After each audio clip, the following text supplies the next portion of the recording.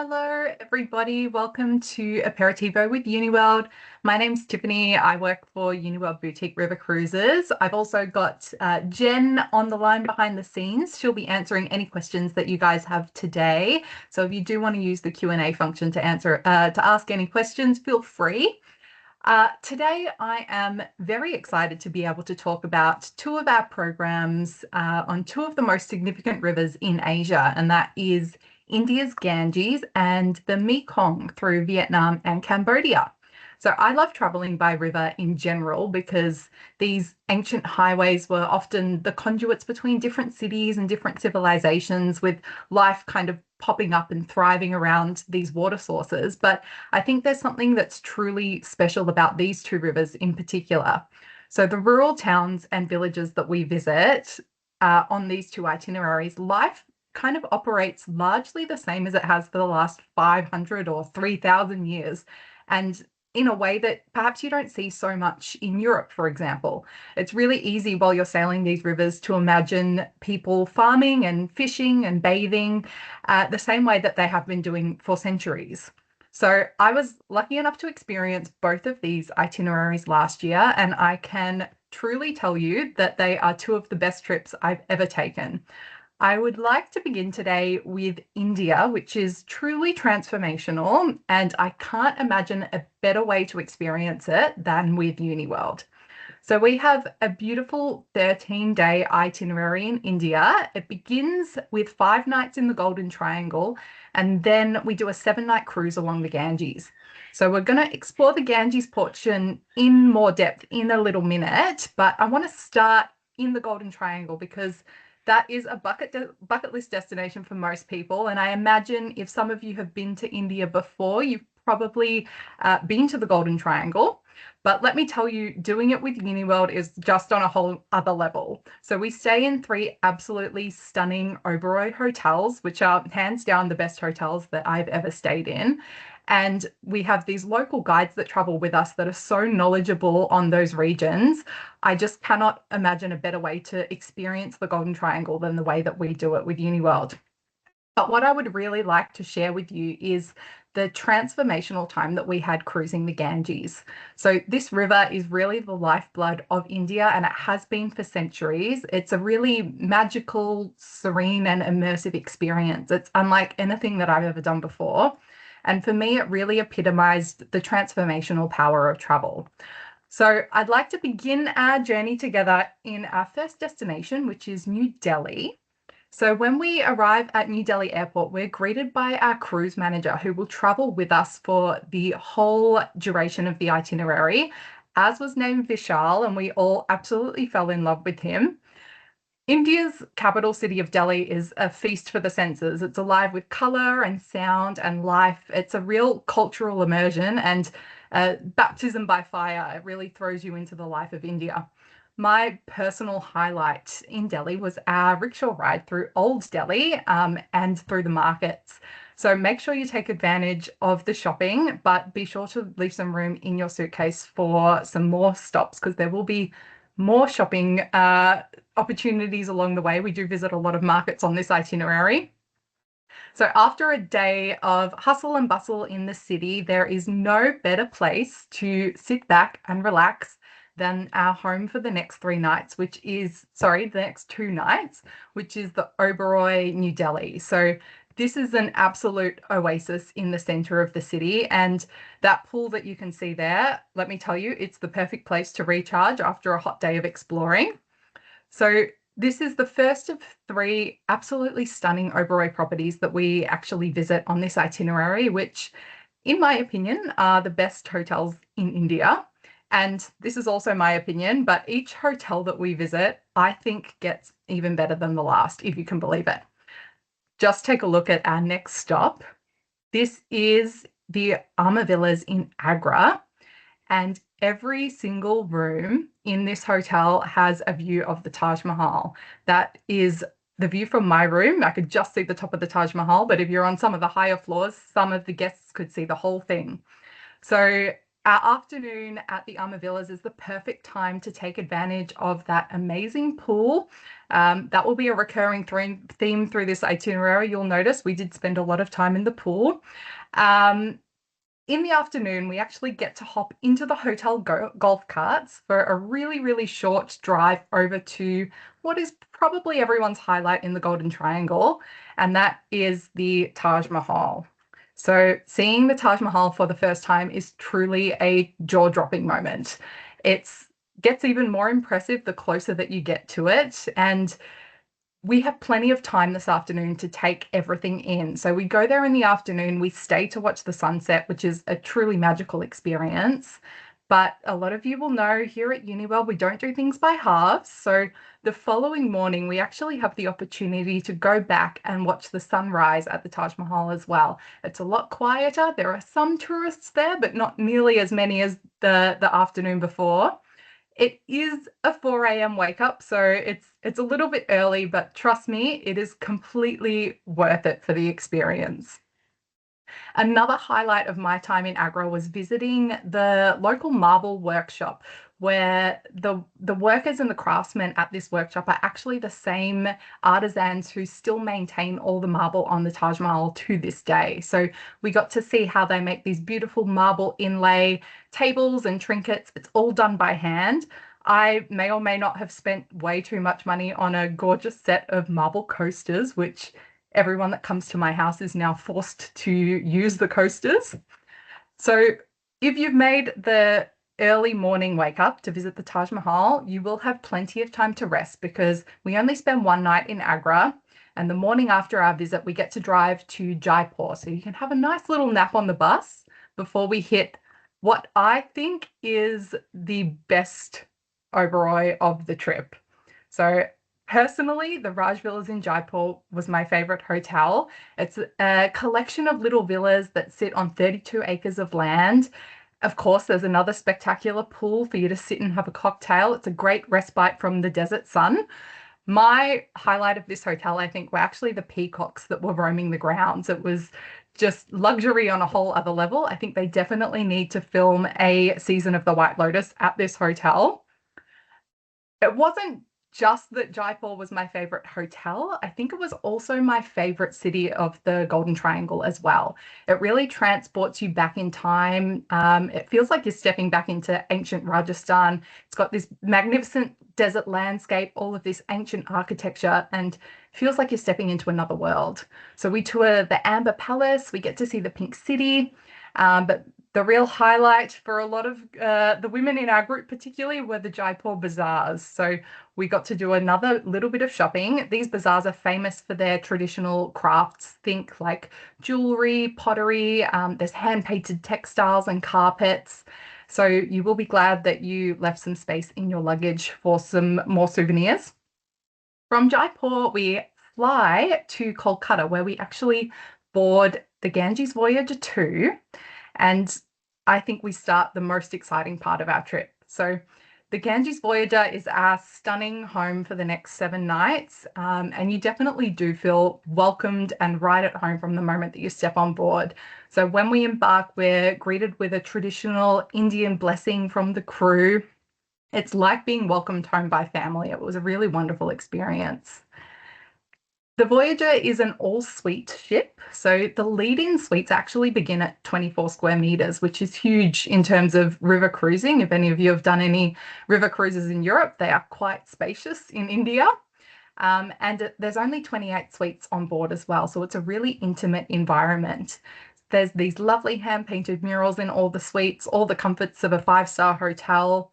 The restaurant on board serves some of the most amazing local dishes. When I travel, a lot of my time revolves around food, and I was so impressed by everything that we ate on board.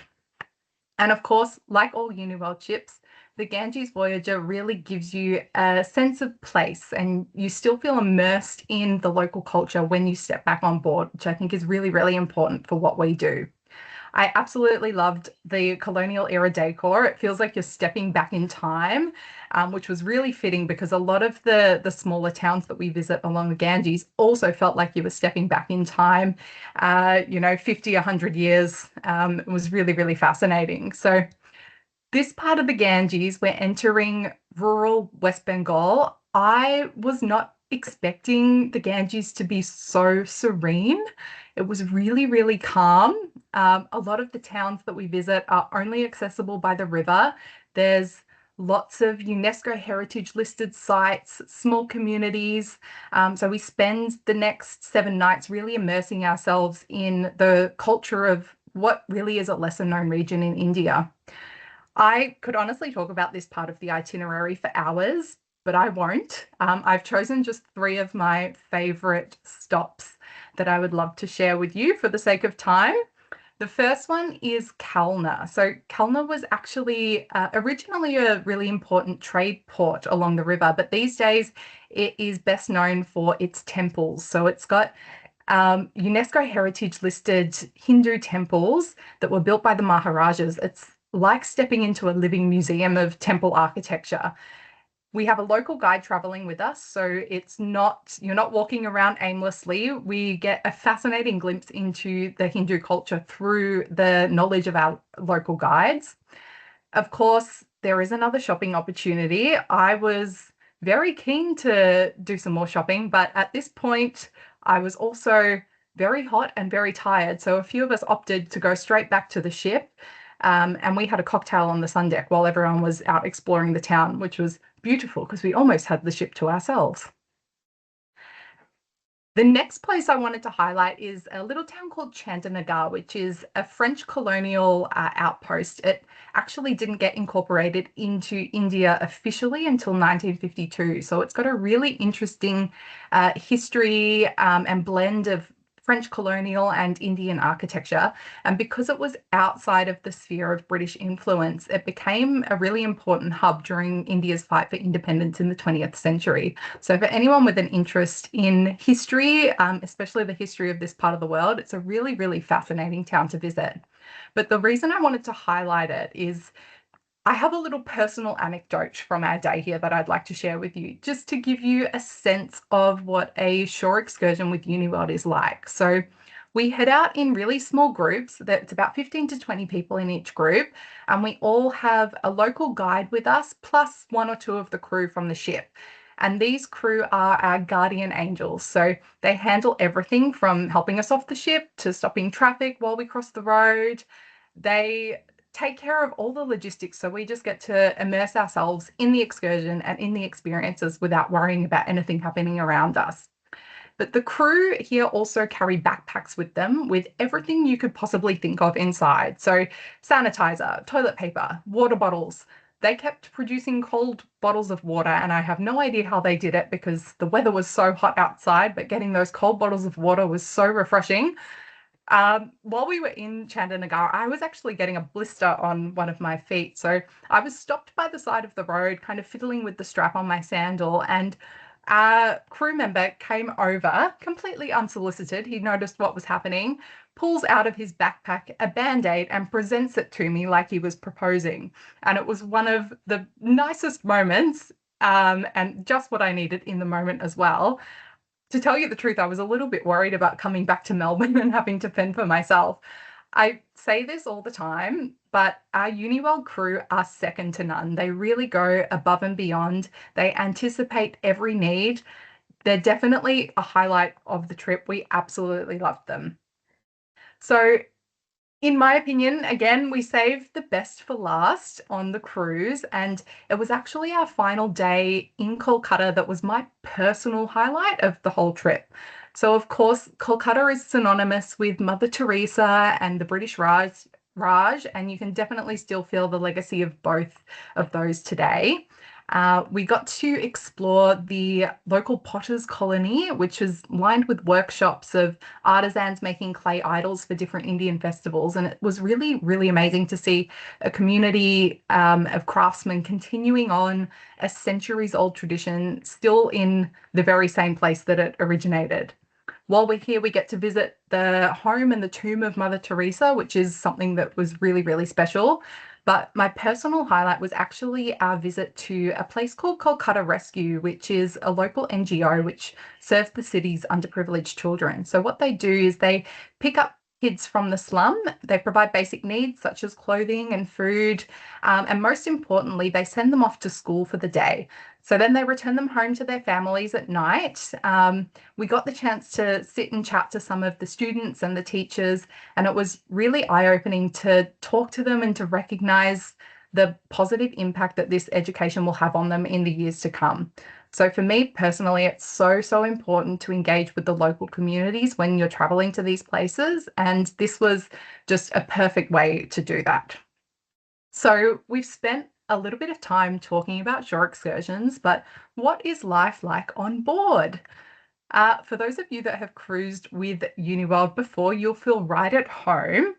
This is classic Uniworld. So everything's included, from all your activities, all of your tips, all of your drinks. And trust me, you do appreciate those unlimited ice cold margaritas on the sun deck in the heat of India. I sure did. Some of my absolute favorite times were actually spent on that sun deck, just watching the world go by with a margarita in hand. You just take in the life of the locals on the banks of the river. It's so peaceful. But there are numerous activities to keep you occupied as well, if you wish. We've got onboard wellness programs, daily yoga classes. We've got cooking demonstrations. I did have to share this photo as I think I definitely made the best shaped samosas of our whole group. We also bring the local culture on board as well. We have traditional dance and music performances. And of course, there's always an opportunity to join in. So do bring your dancing shoes. It's not compulsory, but a lot of people do get really into it.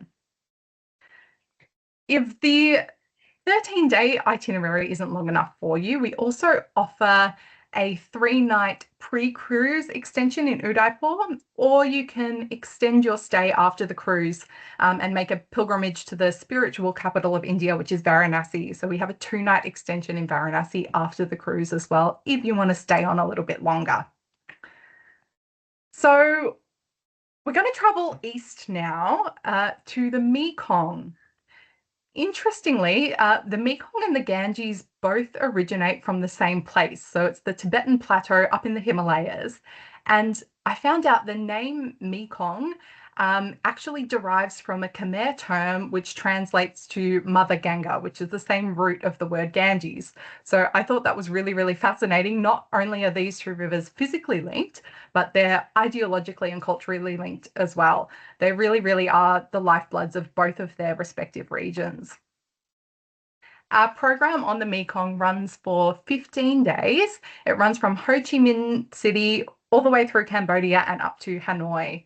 We also run this in the opposite direction, beginning in Hanoi and finishing in Ho Chi Minh, but for today we'll just focus on the first direction and keep it simple. So like India, this is a cruise and land itinerary. We spend 7 nights cruising the Mekong, and our time in Ho Chi Minh, in Siem Reap and Hanoi are all land stays, again in some of the best hotels in the regions. I want to actually begin by talking about our absolutely stunning ship, which is the Mekong Jewel. I'm not kidding when I say this is my favorite Uniworld ship so far. The reason I want to begin here is that in the Mekong, more than any other river I've been on, is incredibly wide, especially when you get down to the Mekong Delta in Vietnam. In some places, the river actually reaches 4 kilometers wide. So what this means, I noticed, is that sometimes you're quite a distance from the shore. And whereas in India or maybe on the European rivers, you can kind of sit in your stateroom or on the deck and watch life go by on the shore, you don't see this as much on the Mekong. So for the days when you're in those wider stretches of the river, I think your onboard environment is more important than ever. And I think that the Mekong Jewel absolutely nails the onboard experience. I was absolutely wowed from the moment I stepped on board. She's elegant, she's sophisticated. These were some of my favorite places to hang out. So the pool, of course, we'll talk about that again. The lounge with all you can drink cocktails. We've got a library when you need some peace and quiet and a bit of respite. And the spa. I cannot tell you how many massages I had in that spa. It's so relaxing. She also has a sauna and a steam room, a gym and a hair salon. There's endless facilities to try out while you're on board. The Mekong Jewel is also an intimate all-suite ship as well. There's 34 suites, and these are really spacious and comfortable too. These begin at 31 square meters, so even bigger than our suites on India. Again, they're all elegantly decorated with really comfortable beds, marble bathrooms. I couldn't fault them. They were stunning. I've already mentioned how much I enjoy food, and the onboard dining here did not disappoint. So the Mekong Jewel actually has two dining options. We've got the traditional dining room where your buffet breakfasts and lunches are served, plus we've got 4-course a la carte dinners served there. But she also has a smaller alfresco dining room serving lighter, more Southeast Asian style food every lunchtime. There's an open kitchen so you can watch the chef cook your food to order. You can also do what I did every lunchtime and actually take advantage of both venues. So I may or may not have ventured up to the alfresco for a banh mi and a soup of the day, and then headed down to check out what was on the buffet. Everything was just so delicious. I didn't want to miss out on anything. There are plenty of activities and entertainment on board too, and you can be as active as you like. I think by this point we can tell I'm willing to participate in everything. So at night, like in India, we welcome local dancers and musicians on board. There's cooking demonstrations. I think at this point, I'm ready for my own cooking show. That's me with Chef Barry. I also think I made the best spring rolls of the group, but some people might disagree. I think everyone's absolute favorite place on board was definitely the pool. It's where you will find everybody congregated after a hot day of shore excursions. They'll have a cocktail in hand. It's such a beautiful space on that sun deck. So whether you're swimming or whether you've just dipped your feet in or whether you're lounging on a sunbed, there's something for everyone to do. And it was just a really lovely environment to be in with all the other guests.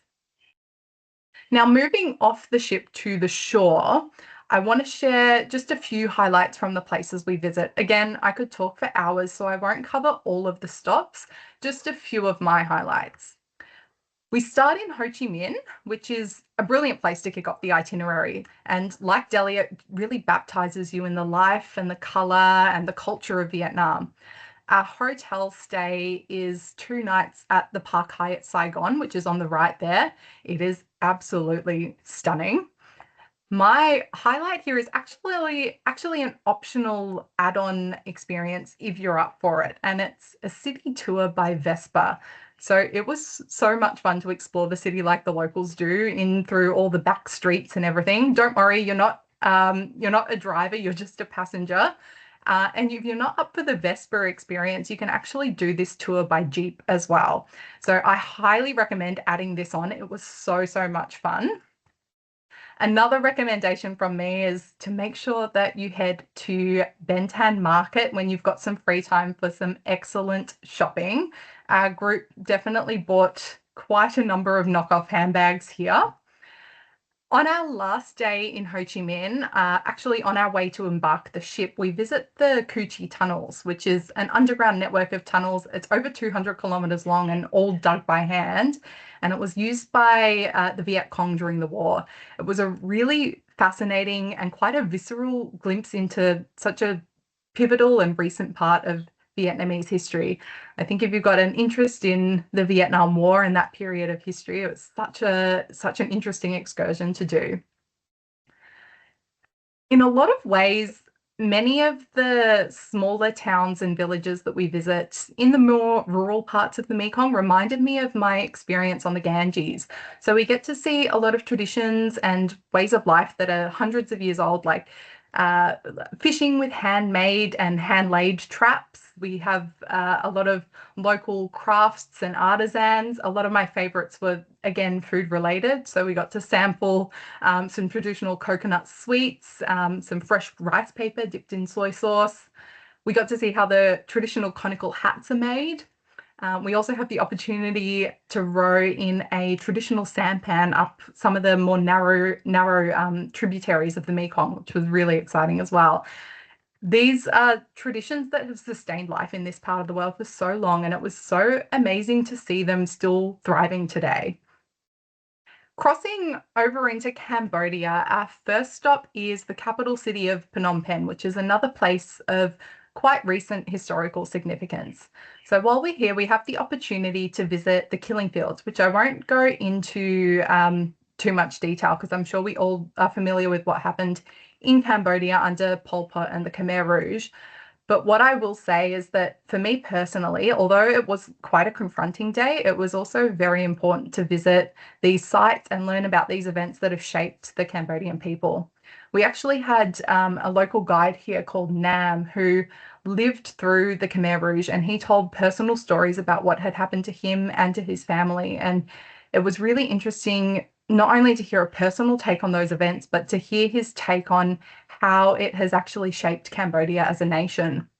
And something that I also took away from it is that despite something so horrific and so recent, the Cambodian people are some of the friendliest and most welcoming people that I have ever met. I noticed this all through Cambodia, but particularly from our crew on board. So many of our crew are Cambodian and they were so, so lovely. I actually cried when we disembarked because it was like saying goodbye to family. They were so wonderful. So although the excursion is optional, if you've got an interest in this part of history, I think that it's a really important excursion to experience. We begin our land portion in Cambodia in Siem Reap, which is most famous for its temples, including Angkor Wat. So we will get there in a minute, but I want to spend some time in the town itself because Siem Reap was actually my favorite stop of the whole itinerary. We get to spend 3 nights here at the Sofitel, which is a stone's throw from Angkor Wat. And I love that we spend an extended amount of time here because the town itself is so calm and so fun. It has some of the best food. I've called it, I had the best spring rolls of my life here. I'm not even kidding. There's markets, there's the famous floating village, and definitely take a stroll down Pub Street by night. It's a great place to sit and have a local beer and people watch. You'll notice a lot of tourists in Siem Reap, and that, of course, is because they have all come to see Angkor Wat. This was another bucket list experience, and it was a similar experience to what I had seeing the Taj Mahal for the first time. Uh, it's the largest temple complex in the world. It's over 160 hectares, and it was originally constructed in the 12th century. And since then, it's gone through both Hindu and Buddhist phases. It's truly remarkable. If you're game, you can also climb the steepest staircase I've ever seen in my life and explore the interior from up on the top levels. Just don't do it if you're afraid of heights because it is a bit scary coming down. From Siem Reap, we actually fly back up north into Vietnam again for our final destination, which is Vietnam's capital city. It's Hanoi. Hanoi is a really fascinating sort of confluence of Southeast Asian, it's got Chinese and French influences.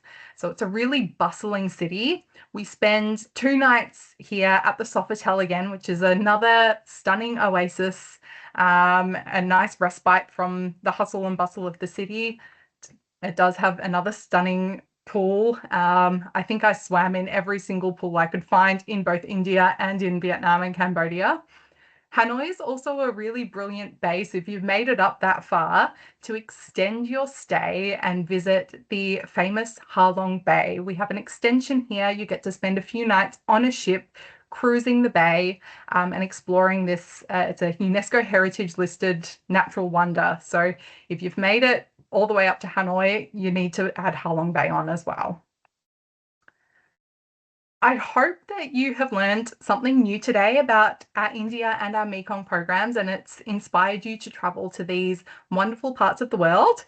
And maybe you've been there before, maybe you're fully committed, maybe you're a little bit nervous about getting out of your comfort zone. Just know that if you travel with Uniworld, you will be so well taken care of every single step of the way. So I hope you're also loving our Aperitivo series. We have 3 sessions available now for you to rewatch. We'll send you the links for those. And join us next week as we head to Europe. So on Tuesday, we have got Italy, France, and Portugal. And then on Thursday, we'll have a session on Central Europe to finish off this round of aperitivos. We'll send you an email after this with all of that info and with the links to register for the next sessions. So these are two truly special itineraries. I can't recommend them highly enough. If you're thinking about it, just go, just do it. From all of us at Uniworld, thank you so much for joining us today, and we can't wait to welcome you on board soon.